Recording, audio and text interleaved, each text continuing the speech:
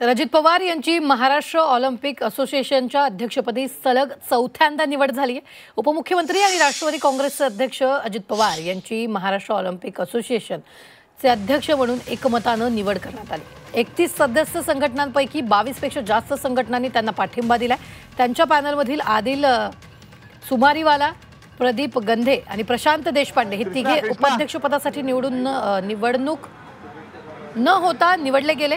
तर महायुतीतील समन्वयासाठी मुख्यमंत्री देवेंद्र फडणवीस, प्रफुल्ल पटेल आणि सुनील तटकरे यांच्यासोबत चर्चेनंतर मुरलीधर मोहोळ यांच्या गटालाही काही पदं देण्याचं ठरलेलं आहे। या निवडणुकीत पवार यांचं नेतृत्व पुन्हा अधोरेखित झालं असून क्रीडा पायाभूत सुविधा, खेळाडू कल्याण आणि पारदर्शकतेसाठी ते पुढील 2 वर्ष काम करणार आहे।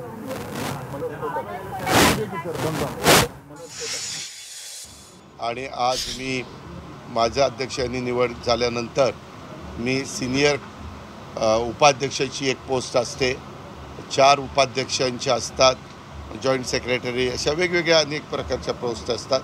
तर त्याच्यात सिनियर उपाध्यक्ष म्हणून मुरलीधरजी मोहोळ केंद्रीय राज्यमंत्री यांची आम्ही सगळ्यांनी मिळून एकमताने निवड केलेली आहे।